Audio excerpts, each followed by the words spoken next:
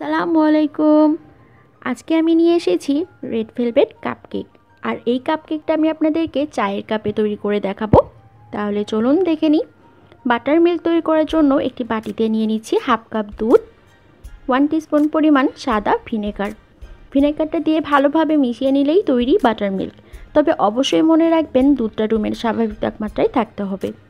এখন এটিকে অন্যদিকে সরিয়ে আরেকটি বাটিতে ভেঙে নিয়েছি রুমের স্বাভাবিক তাপমাত্রায় থাকা একটি ডিম। ডিমটাকে হ্যান্ড হুইস্কের সাহায্যে 1 মিনিটের মতো ভালোভাবে একটু মিশিয়ে নিব। 1 মিনিট পর এর ভেতরে অ্যাড করে দিব 1/3 কাপ পরিমাণ রেগুলার চিনি। চিনিটা দিয়েও হ্যান্ড হুইস্কের সাহায্যে ভালোভাবে মিশিয়ে নিব। চিনি গলে যাওয়া পর্যন্ত মিশিয়ে নিব।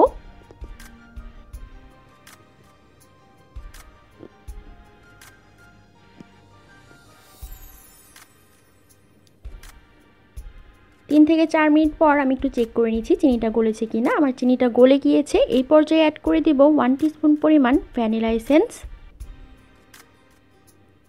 1/4 কাপের থেকে 1 টেবিল চামচ পরিমাণ কম রান্নার তেল। তেলটা দিয়েও ভালোভাবে একটু মিশিয়ে নিব।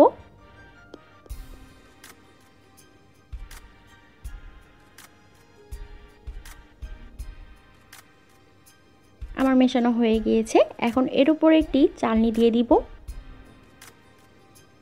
চালনিটা দিয়ে চালনির ভিতরে দিয়ে দিব হাফ কাপ ময়দা,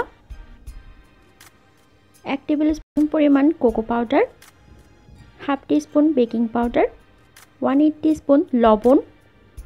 লবণটা দিয়ে ভালোভাবে চালনি দিয়ে চেলে ডিমের মিক্সচারের ভিতরে দিয়ে দিব। আর অ্যাড করে দিব আগে থেকে রেডি করা বাটার মিল্কটা।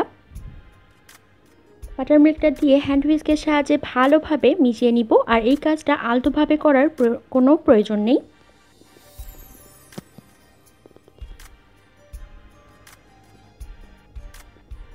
আমার মিশিয়ে নেওয়া প্রায় হয়ে গিয়েছে।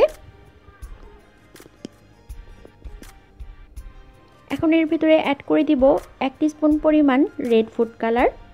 রেড ফুড কালারটা দিয়েও ভালোভাবে মিশিয়ে নিব। আজকে আমি লিকুইড রেড ফুড কালার ব্যবহার করেছি আর কোম্পানির নামটা হচ্ছে রেডমি।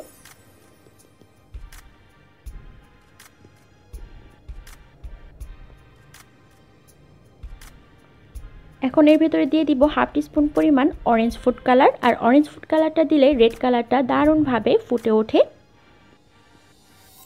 রেড ফুড কালারটা আর অরেঞ্জ ফুড কালারটা দেওয়াতে কেক ব্যাটারটা কিন্তু অনেক সুন্দর দেখাচ্ছে।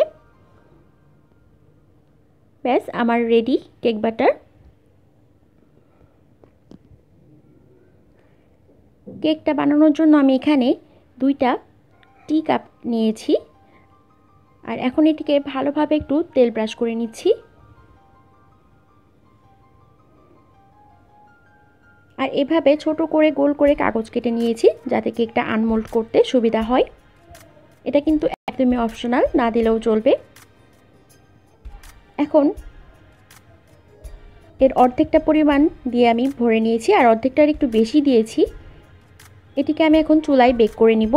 চুলায় আগে থেকে 5 মিনিটের জন্য প্যান বসিয়ে দিয়েছিলাম। এখন টি কাপগুলো দিয়ে দিচ্ছি।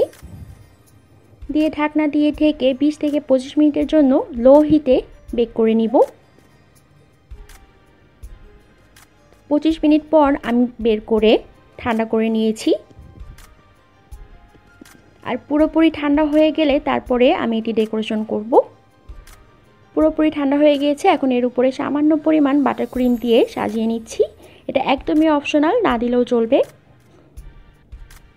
কিছু স্প্রিঙ্কেল দিয়ে সাজিয়ে নিচ্ছি। ব্যাস রেডি আমাদের টি কাপ কেক রেড ভেলভেট। এই কেকটি খেতে কিন্তু অনেক মজা লাগে। আপনারাও ট্রাই করে দেখুন, নিরাশ হবেন না। আমার এই রেসিপিটি যদি ভালো লেগে থাকে প্লিজ আমার ছোট্ট চ্যানেলটি সাবস্ক্রাইব করে আমার পাশে থাকবেন।